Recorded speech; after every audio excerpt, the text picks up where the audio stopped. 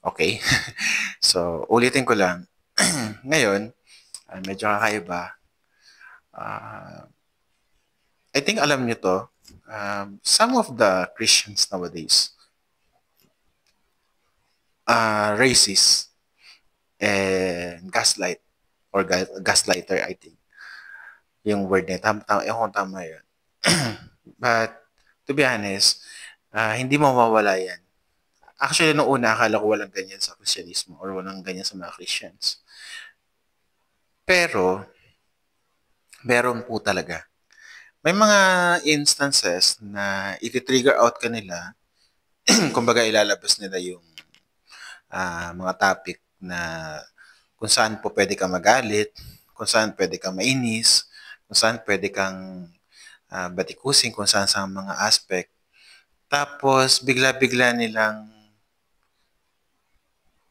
at titirahin ka kung saan-saan.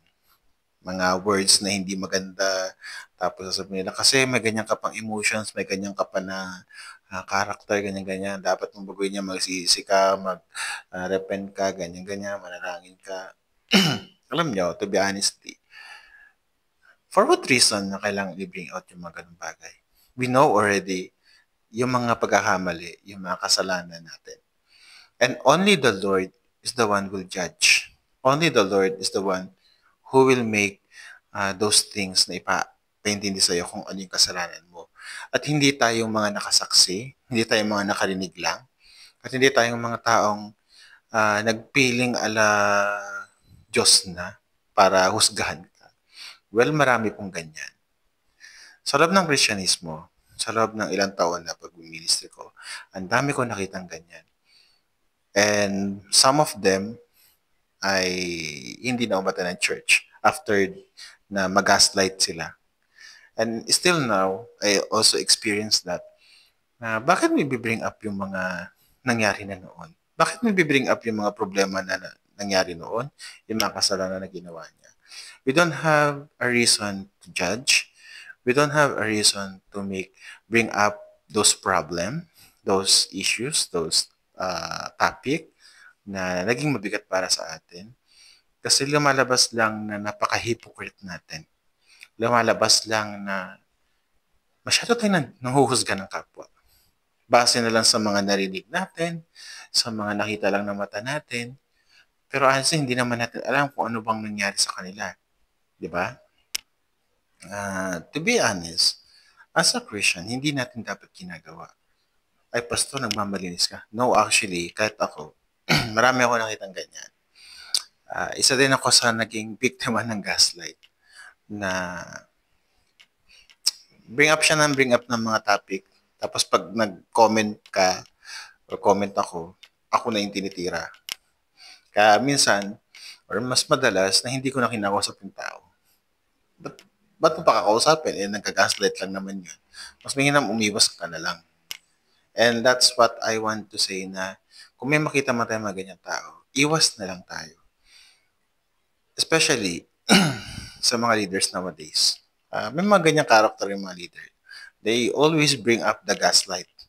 O kumbaga, nagbibigay sila ng mga negative topic na tapos na, nangyari na, at yung taong yun nagbabago naman.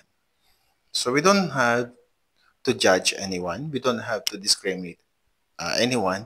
Especially, we are called by God. We are called to serve.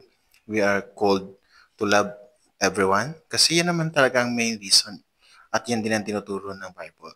Which is the heart of the Bible, John 3:16, for God so loved the world that He gave His only begotten Son, that whosoever believe in Him shall not perish, but have eternal life. Kaya kung titignan mo maigi, kapatid, hindi natin kailangan husgahan sila.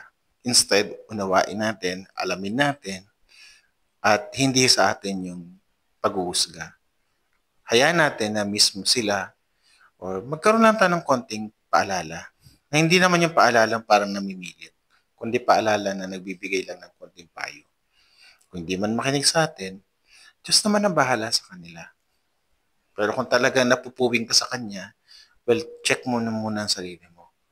Baka ikaw na rin ang isang rason kaya siya nagkakaganyan. Kasi minsan ang pagiging toxic, minsan akala natin nasa paligid natin, minsan hindi natin naiisip na sa sarili lang pala natin yung toxic na yun. And yun ang mahalaga. And like what I always say, na gamitin natin yung Bible, gamitin natin yung pagiging Kristiyano natin sa sarili natin muna. Before we correct others, we need to correct ourselves. And before we say the sins of others, kumbaga, is we need to check first our own sin. Kasi para pantay-pantay lang tayo sa harap ng Diyos. What I'm trying to say, bakit sinishare ko to?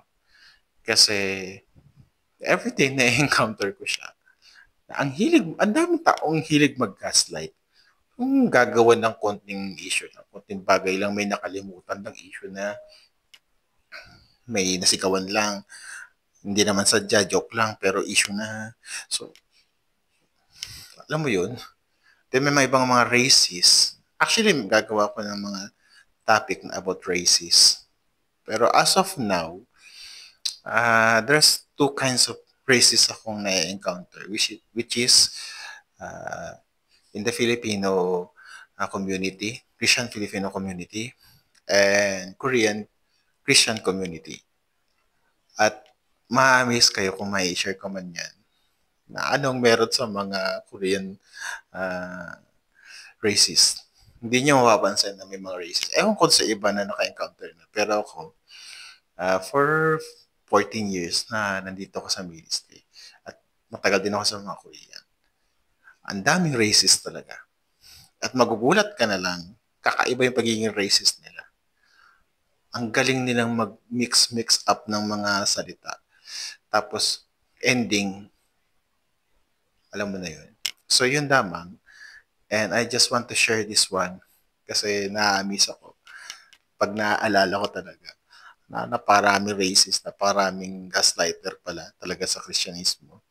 At ako, ayoko nang humilera sa kanila. Dami ng problema, dadagdag pa ba ako? Hindi, mas mainam na lang manahimik. Well, kung anong maging tingin nila sa'yo, iba naman sa paningin ng Diyos eh. Pero hindi ibig sabihin nun is gumawa ka na pa rin ng gumawa ng kasalanan. No, kapatid. You need to read your Bible. You need to understand what the message of the Bible for you. Hindi yan para basta na i-correct ka o bigyan ka ng malaking problema. What I'm trying to say na yung Biblia ang magiging sagot sa ibang mga katanungan mo personally sa buhay mo, sa buhay pananampalataya mo. So this is one I want to share. Although medyo matagal na, pero yun lamang for the meantime, and God bless.